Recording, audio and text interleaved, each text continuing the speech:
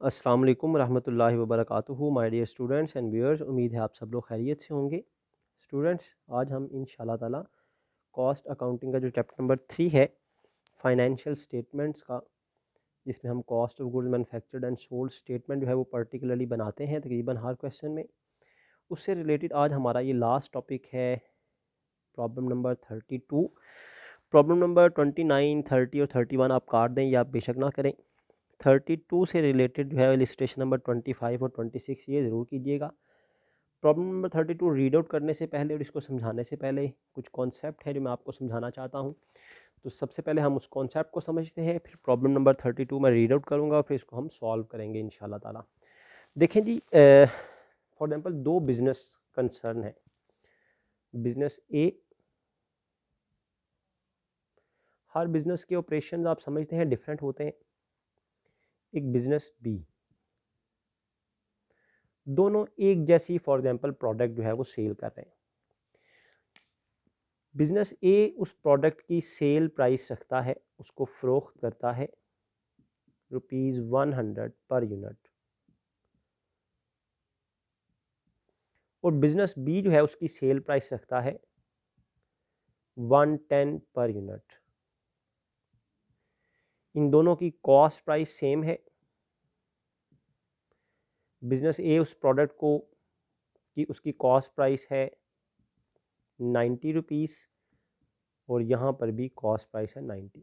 मतलब बिजनेस ए जो है वो 90 वाली प्रोडक्ट को 100 में सेल करता है और बिजनेस बी उस 90 वाली प्रोडक्ट को 110 में सेल करता है। तो अगर हम इनकी पर यूनिट ग्रॉस प्रॉफिट देखें तो इसकी पर यूनिट ग्रॉस प्रॉफिट कितनी हुई, सेल प्राइस में से कॉस्ट प्राइस माइनस कर दें 10 रुपये पर यूनिट, जबकि ये वाला बिजनेस जो है ये 110 में बेचता है तो इसकी पर यूनिट प्रॉफिट हुई 20। जैसा कि होलसेल बिजनेस में होता है कि पर यूनिट प्रॉफिट कम रखी जाती है और रिटेल बिजनेस में पर यूनिट प्रॉफिट ज़्यादा रखी जाती है। तो ये जो बिज़नेस ए है ये समझ लें होलसेल बिज़नेस है जो 1 यूनिट पर 10 रुपये प्रॉफिट अर्न कर रहा है, जबकि बिज़नेस बी जो है वो 20 रुपीज़ पर यूनिट प्रॉफिट अर्न कर रहा है।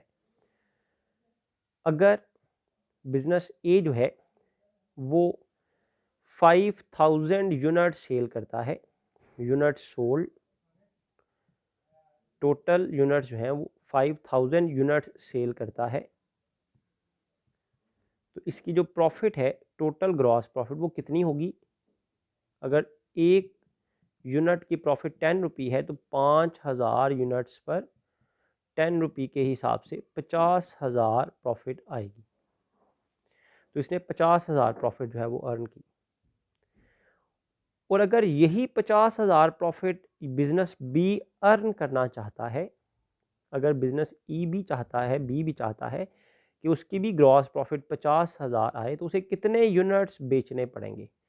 अगर मैं आपसे ये क्वेश्चन पूछूं, how much units to be sold to earn target profit. Target profit क्या रख ली हमने, बिजनेस ए की प्रॉफिट, और वो कितनी है, टारगेट प्रॉफिट कितनी है 50,000। अगर बिजनेस बी भी 50,000 प्रॉफिट अर्न करना चाहता है तो इसको कितने यूनिट्स बेचने पड़ेंगे। देखिए बिजनेस बी को कम एफर्ट करनी पड़ेगी क्योंकि इसके एक यूनिट की प्रॉफिट 20 रुपये है, तो 50,000 रुपया प्रॉफिट कमाने के लिए इसको कितने यूनिट्स बेचने पड़ेंगे, इसको डिवाइड कर दें पर यूनिट प्रॉफिट के साथ। तो इसका मतलब है इसको 2500 यूनिट्स बेचने पड़ेंगे, units to be sold to earn 50,000 profit. 50,000 total profit है और 20 रुपये पर यूनिट प्रॉफिट है, तो कितने यूनिट्स में प्रॉफिट डिवाइड हो गई, 2500 यूनिट्स में। इसका मतलब ये हुआ अगर आपने ये फाइंड आउट करना हो यूनिट्स टू बी सोल्ड कि हम कितने यूनिट्स बेचें कि हम अपना टारगेट अचीव कर सकें, तो फॉर्मूला क्या बना, टारगेट प्रॉफिट को न्यूमरेटर में रखें, जो आपका टारगेट है कि हम इतनी प्रॉफिट अर्न करना चाहते हैं, उसको डिवाइड कर दें पर यूनिट प्रॉफिट के साथ। तो समझाना आपको ये था कॉन्सेप्ट। कि अगर हमें टारगेट दे दिया जाए कि भाई हमारा टारगेट ये है कि हम इतनी प्रॉफिट अर्न करना चाहते हैं, उस प्रॉफिट को अर्न करने के लिए कितने यूनिट्स बेचने पड़ेंगे, तो उसका फॉर्मूला ये होगा target profit divided by per unit profit. Clear हो गया जी। इस फॉर्मूले पे ही सारा ये क्वेश्चन डिपेंड करता है, क्वेश्चन नंबर 32 जो हम करने जा रहे हैं। कि हमें अगर क्वेश्चन की रिक्वायरमेंट में बताया पूछा जाएगा भाई बताएं अगर हम सेल प्राइस इतनी रखें तो हम एक पर्टिकुलर लेवल ऑफ प्रॉफिट है वो अचीव करना चाहते हैं, तो कितने यूनिट्स बेचने पड़ेंगे। तो हमें क्या फाइंड आउट करना पड़ेगा, पहले तो हमें अपना टारगेट आइडेंटिफाई करना पड़ेगा कि हमारा टारगेट क्या है, फिर उसको डिवाइड करना पड़ेगा पर यूनिट प्रॉफिट के साथ, तो हमारे पास वो यूनिट्स आ जाएंगे जो इतना टारगेट प्रॉफिट अर्न करने में हमें चाहिए होंगे। तो इस फॉर्मूले पे ये क्वेश्चन जो है ये डिपेंड करता है। मैं सबसे पहले ये फार्मूला लिखता हूँ। दो तरह के हमें सेल प्राइस गिवन है। देखें जी, इसको मैंने यहाँ पर इस फार्मूले को लिख लिया कि units to be sold to earn target profit, उसका फॉर्मूला है target profit divided by per unit profit. तो ये जो प्रॉब्लम नंबर 32 है इसमें दो सिचुएशन हमें दी गई हैं कि एक सिचुएशन में सेल प्राइस 850 है और एक सिचुएशन में सेल प्राइस 890 है। जैसा कि मैंने अभी आपको समझाया कि एक बिज़नेस जो है था उसकी सेल प्राइस तो थी 100 थी, दूसरे बिज़नेस की सेल प्राइस 110 थी। एक की पर यूनिट प्रॉफिट कम थी, दूसरे की पर यूनिट प्रॉफिट ज़्यादा है। तो यहाँ पर भी ऐसा ही है, दो तरह की सेल प्राइस गिवन है, तो जाहिर सी बात है एक में पर यूनिट प्रॉफिट कम होगी, दूसरे में प्रॉफिट पर यूनिट ज़्यादा होगी। फॉर्मूला ये है जो हमने यहाँ से डिराइव किया कि टारगेट प्रॉफिट को डिवाइड करना पड़ेगा पर यूनिट प्रॉफिट के पास से, तो हमारे पास आ जाएंगे units to be sold to earn the target profit, क्योंकि दोनों सिचुएशन में टारगेट सेम है। अब मैं इसको रेज कर देता हूँ और क्वेश्चन फिर आपके सामने रीड आउट करता हूँ। देखिए ये प्रॉब्लम नंबर 32 है, मैं रीड आउट कर रहा हूँ, सब लोग ध्यान से देखें, शाबाश। During the last year Mujtaba company sold 2400 units at a price of ₹800 per unit. मुजतबा company जो है वो ड्यूरिंग द ईयर 2400 यूनिट बेच रही है, हर यूनिट की सेल प्राइस 800 उन्होंने रखी हुई है। Earned a gross profit 25% of sales, इस तरह उन्हें ग्रॉस प्रॉफिट मिलती है जी सेल्स का 25%। The cost of good sold, जो total cost of good sold है वाज कंसिस्टेड ऑफ, वो किस पे मुश्तमिल है, उसमें 50% मटीरियल है, 30% जो है वो लेबर है और 20% जो है वो ओवरहेड है। ये कंपनी की लास्ट ईयर की परफॉर्मेंस दी हुई है कि कंपनी ने 2400 यूनिट्स बेचे हैं, 800 सेल प्राइस कंपनी ने रखी हुई है, कंपनी का ग्रॉस प्रॉफिट 25% आता है। कॉस्ट ऑफ गुड्स सोल्ड जो है वो कंपनी की कंसिस्ट ऑफ, वो मुश्तमिल है कॉस्ट किसके इक्वल है जी 50% material, 30% labour and 20% overhead. For the coming year, आने वाला साल, इट इज़ एक्सपेक्टेड दैट, ये उम्मीद की जा रही है that material labour and overhead cost will increase, कि मटीरियल लेबर और ओवरहेड की कॉस्ट बढ़ जाएगी कितनी, bye 20%, 10%, 10% per unit respectively. Material 20%, labour 10% और एफ भी 10% बढ़ जाएगी रिस्पेक्टिवली बिलतरतीब, जैसा कि ऊपर तरतीब दी हुई है, मटीरियल लेबर और एफ इनमें इजाफा हो जाएगा। जब कॉस्ट बढ़ेगी तो जाहिर सी बात है आपकी जो पर यूनिट प्रॉफिट है वो कम हो जाएगी अगर आपने सेल प्राइस चेंज ना की, क्योंकि प्रीवियसली आपकी सेल प्राइस 800 है। तो अगर आपने सेल प्राइस चेंज ना की तो आपकी तो पर यूनिट प्रॉफिट जो है वो कम हो जाएगी क्योंकि कॉस्ट बढ़ रही है। तो कंपनी ने फिर क्या किया, estimate the sale volume, requirement यह है सेल वॉल्यूम निकालें, मतलब यूनिट्स टू बी सोल्ड, वो जो मैंने ऊपर लिखा हुआ है units to be sold, units to be sold find out करें to earn the target profit, अगर आप टारगेट प्रॉफिट को अर्न करना चाहते हैं। Sales volume in term of units बताएं दैट मस्ट बी अचीव, जो बेचें आप, to earn the same gross profit, ताकि आप उतना ही ग्रॉस प्रॉफिट कमा सकें as was earn during the last year, अगर आप उतना ही ग्रॉस प्रॉफिट अर्न करना चाहते हैं जितना कि आपने प्रीवियसली अर्न किया। तो इसका मतलब है प्रीवियस ईयर के ग्रॉस प्रॉफिट को हमने अपना टारगेट बना लिया कि हमें इतना टारगेट प्रॉफिट चाहिए जितना पिछले साल था। क्यों वो इस साल अचीव नहीं हो पा रहा, और डाउट क्यों है, क्योंकि इस बार हमारी कॉस्ट बढ़ चुकी है। उसने कहा जी कमिंग ईयर में मटेरियल की कॉस्ट भी बढ़ जाएगी, लेबर की कॉस्ट भी बढ़ जाएगी और एफओएच की कॉस्ट भी बढ़ जाएगी 20, 10 और 10% रिस्पेक्टिवली। इस सिनेरियो को जहन में रखते हुए कंपनी ने क्या किया है, if the new sale price is fixed, company ने सेल प्राइस फिक्स की है सिचुएशन ए में 850 और सिचुएशन बी में 890। पहले 800 सेल प्राइस थी, अब कंपनी ने दोनों को रिवाइज किया है, एक में 850 सेल प्राइस रखी है और एक में 890 सेल प्राइस रखी है। तो सबसे पहले देखें जी, हमें अगर ये यूनिट्स टू बी सोल्ड निकालने हैं to earn the same gross profit as it was in the previous year, in the last year. तो सबसे पहले तो हमें चाहिए टारगेट प्रॉफिट। हमारा टारगेट क्या है? पिछले साल की प्रॉफिट। और पिछले साल की प्रॉफिट कितनी है उसको हम फाइंड आउट करते हैं। पहले हमने बेसिकली इस फॉर्मूले को कंप्लीट करना है। इस फॉर्मूले को कंप्लीट करने के लिए पहली चीज़ आपको चाहिए टारगेट प्रॉफिट, वो सेम है पिछले साल वाली। पिछले साल की टारगेट प्रॉफिट कितनी है? पिछले साल की सबसे पहले देखें सेल्स कितनी है। सेल्स है जी 2400 यूनिट्स, और एक यूनिट को बेचा गया है 800 के हिसाब से। तो सेल्स कितनी बनती हैं जी टोटल, अभी पता चल जाता है। 2400 यूनिट्स बेचे हैं कंपनी ने, 2400 यूनिट्स बेचे हैं, तो 800 के हिसाब से बनती हैं जी 19,20,000 की सेल्स। 19,20,000 की सेल्स। अगर 19,20,000 की सेल्स आती हैं तो लिखा हुआ है जी इस सिचुएशन में कंपनी की जो ग्रॉस प्रॉफिट होती है ना,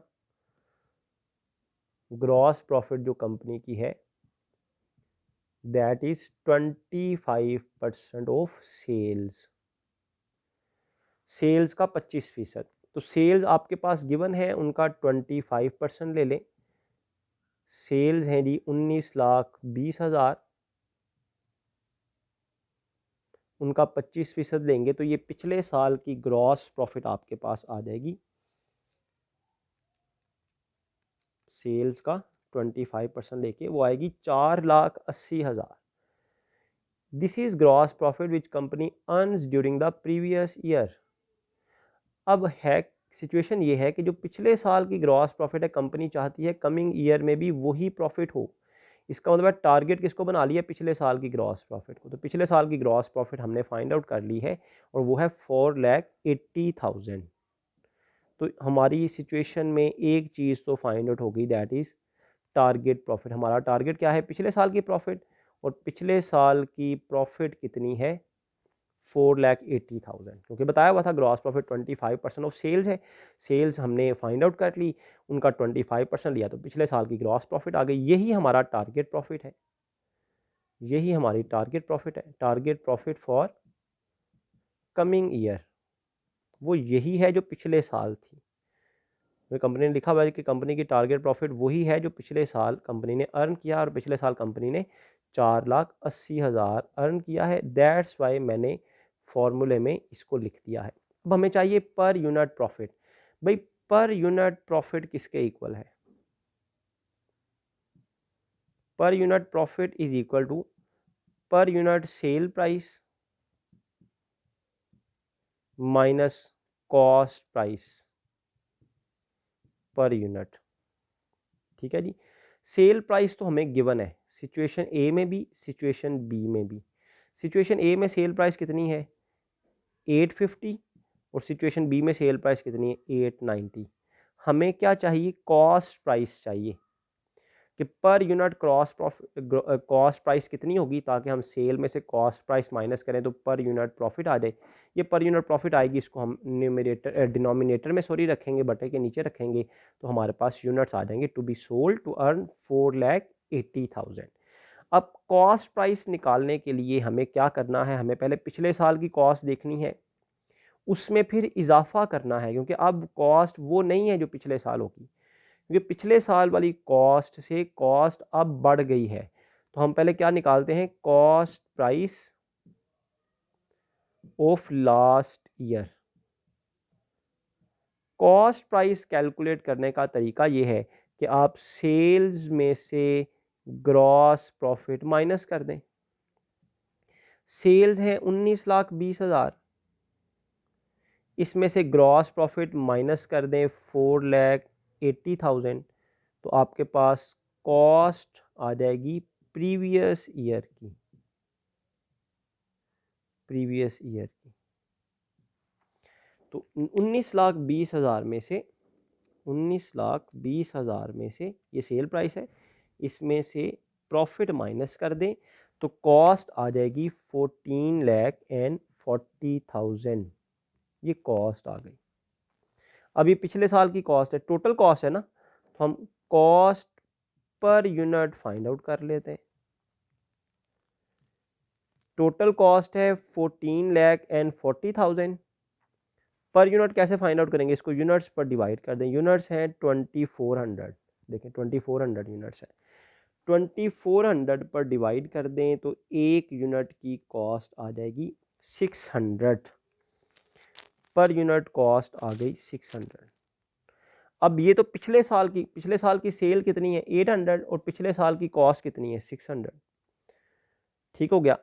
अब हमने क्या फाइंड आउट करना है, करंट ईयर की कॉस्ट। करंट ईयर की कॉस्ट में क्या डिफरेंस आ गया है, उसने कहा है कि करंट ईयर में कॉस्ट जो है that is expected to increase, कि कॉस्ट बढ़ जाएगी। कितनी बढ़ेगी जी, मटेरियल भी बढ़ जाएगा, डायरेक्ट लेबर भी बढ़ जाएगी और फैक्ट्री ओवरहेड भी बढ़ जाएगी।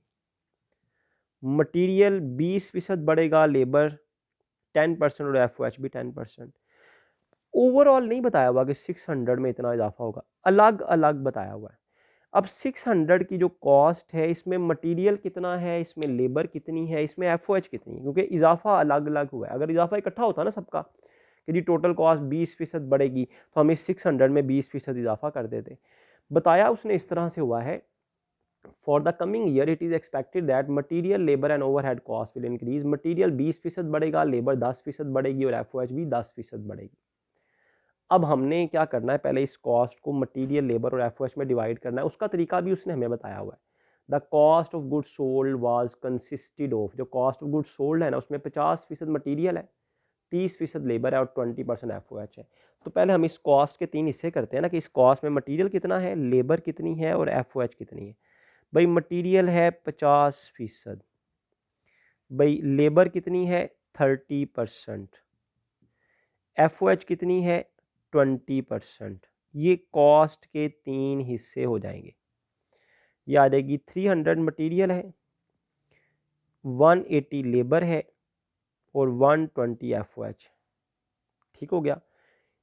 अब ये तो आ गई जी प्रीवियस ईयर की कॉस्ट डिस्ट्रीब्यूशन। करंट ईयर में क्या होना है, कॉस्ट में इजाफा हो जाना है, मटेरियल में 20% इजाफा होना है, लेबर में 10% और एफओएच में भी 10%। मटेरियल में इजाफा करें 20%, 300 का 20% लेकर इसमें ऐड कर दें। लेबर 180 है, इसमें 10% इजाफा होना है, 180 का 10% लेकर इसमें इजाफा कर दें। एफओएच में भी 10% इजाफा होना है, एफओएच है 120, इसका भी 10% लेकर इसमें इजाफा कर दें। जब आप इसमें इजाफा करेंगे तो मटेरियल 300 है, इसमें इजाफा होगा जी 20%, मतलब 60 रुपये का, ये हो जाएगी 360। लेबर में इजाफा होना है 10%, 180 है, 10% का मतलब है 18 रुपये का इजाफा होना है, 18 का इजाफा होके ये हो जाएगी 198। फैक्ट्री ओवरहेड में इजाफा होना है जी 10%, ये 120 है, इसमें 10% इजाफा होगा तो ये 12 हो जाएगा, 12 का इजाफा हो गया तो ये हो जाएगी 132। तो आपके पास न्यू कॉस्ट कितनी आ गई, 360 मटेरियल की न्यू कॉस्ट है, 198 लेबर की न्यू कॉस्ट है और 132 एफओएच की न्यू कॉस्ट है। तो आपके पास स्टूडेंट्स न्यू कॉस्ट में जो इजाफे के बाद आई है वो तीनों एलिमेंट्स की कॉस्ट को ऐड करके ओवरऑल कॉस्ट हो जाएगी 690 रुपी पर यूनिट। अब क्योंकि कॉस्ट बढ़ गई है, प्रीवियस कॉस्ट थी 600, अब न्यू कॉस्ट है 690, तो अगर आप उतना ही मुनाफा कमाना चाहते हैं तो आपको सेल प्राइस रिवाइज करनी पड़ेगी, जो कि हमने 2 सिचुएशन बनाई हैं जो क्वेश्चन में गिवन थी, 850 890। अब जब न्यू कॉस्ट प्राइस आ गई तो जाहिर सी बात है प्रॉफिट पर यूनिट भी चेंज हो जाएगी। कॉस्ट प्राइस आपने फाइंड आउट कर ली है 690, ये न्यू कॉस्ट है, यहाँ पर भी 690। अगर एक शॉपकीपर एक बिजनेस 850 में सेल करेगा 690 की चीज़ को, 690 की चीज़ को अगर वो 850 में सेल करेगा तो उसका पर यूनिट प्रॉफिट आएगा 160।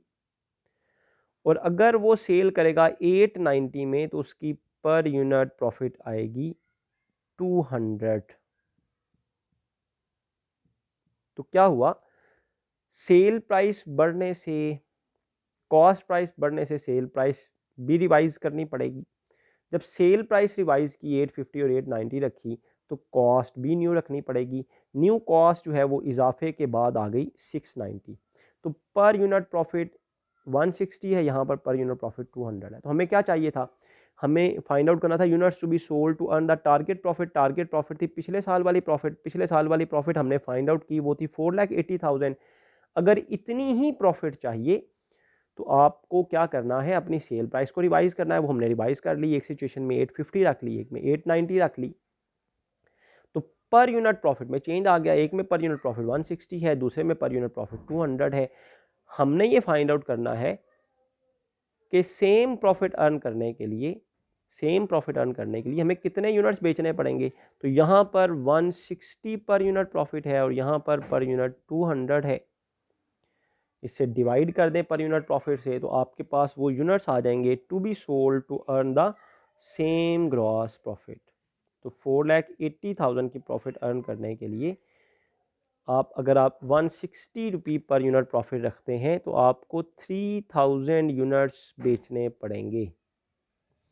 और यहाँ पर आपको 2400 यूनिट्स बेचने पड़ेंगे to earn the same gross profit. तो ये हमारे क्वेश्चन की रिक्वायरमेंट थी कि आप बताएं हमें कितने यूनिट्स बेचने पड़ेंगे कि हम उतना ही मुनाफा कमा लें जितना हमने पिछली बार कमाया था। पिछली बार के मुनाफे को निकालने के लिए पिछले बार की सेल लिखी, पिछले साल की प्रॉफिट गिवन थी वो हमने की फाइंड आउट की। तो सेल में से जो है वो ग्रॉस प्रॉफिट माइनस की तो पिछले साल की कॉस्ट आ गई। पिछले साल की कॉस्ट टोटल थी, हमने पर यूनिट फाइंड आउट करने के लिए यूनिट से डिवाइड कर दिया। पिछले साल की प्रॉफिट थी 4,80,000, इस साल भी वही चाहिए तो टारगेट प्रॉफिट वही वाली होगी 4,80,000। पर यूनिट प्रॉफिट चेंज हो जाएगी क्योंकि एक में सेल प्राइस 850 है, एक में सेल प्राइस 890 है। पर यूनिट प्रॉफिट निकालने का फॉर्मूला है पर यूनिट सेल में से पर यूनिट कॉस्ट माइनस कर दें। पर यूनिट सेल दो तरह की है तो कॉस्ट हमने फाइंड आउट करनी थी। पहले हमने प्रीवियस ईयर की कॉस्ट फाइंड आउट की, फिर न्यू कॉस्ट फाइंड आउट की। न्यू कॉस्ट में फ़र्क ये था इजाफा हो जाना था, वो इजाफा हमने जो है क्वेश्चन में बताया हुआ था उसके अकॉर्डिंग हमने वो इजाफा भी कर लिया। इजाफा करने के बाद हमने न्यू कॉस्ट निकाली तो न्यू कॉस्ट आ गई 690। हमने कहा जी अगर 690 जो है वो न्यू कॉस्ट है तो न्यू पर यूनिट प्रॉफिट आपके पास एक सिचुएशन में 160 आ गई, दूसरी सिचुएशन में 200 आ गई। इनको डिवाइड किया टारगेट प्रॉफिट के साथ तो आपके पास यूनिट्स टू बी सोल्ड आ गए to earn the same gross profit. Hopes हो कि आपने इस क्वेश्चन को अच्छी तरह समझ लिया होगा। इसकी प्रैक्टिस ज़रूर कीजिएगा, इतना इजी नहीं है कि आपके लिए हमने एक दफ़ा समझा और हमें जो है वो अच्छी तरह क्वेश्चन प्रिपेयर हो गया। इसके लिए आपको क्वेश्चन खुद भी करना है, इलिस्ट्रेशन भी सॉल्व करनी है, इसी क्वेश्चन को दोबारा भी आप सॉल्व करें तो मुझे उम्मीद है इंशाल्लाह ताला ये क्लियर हो जाएगा। सिर्फ समझने से, देखने से आपको क्वेश्चन क्लियर नहीं होगा जब तक आप खुद इसे सॉल्व नहीं करेंगे। इसके साथ ही मैं आज का लेक्चर जो है वो वाइंड अप करता हूँ। ये भी मैं आपको बता दूँ कि चैप्टर हमारा इनकम स्टेटमेंट वाला कंप्लीट हो गया है बीकॉम के स्टूडेंट्स के लिए हवाले से। नेक्स्ट क्लास में हम इंशाल्लाह ताला नेक्स्ट चैप्टर जो है वो स्टार्ट करेंगे, that is cost of production report. Process costing का चैप्टर है, बड़ा ही इंपॉर्टेंट चैप्टर है। कोशिश मेरी ये है कि क्लासेस ओपन होने से पहले पहले हम जो है वो नेक्स्ट चैप्टर भी कंप्लीट कर लें। डेली बेसिस पर आपका लेक्चर होगा जैसा कि हाफ़िज़ साहब ने आपको शायद बता दिया होगा। तो आज का ये लेक्चर मैं यहाँ पर वाइंड अप करता हूँ इस दुआ के साथ कि अल्लाह ताला हम सब के हामी नासिर हों। जज़ाकुमुल्लाह खैरा।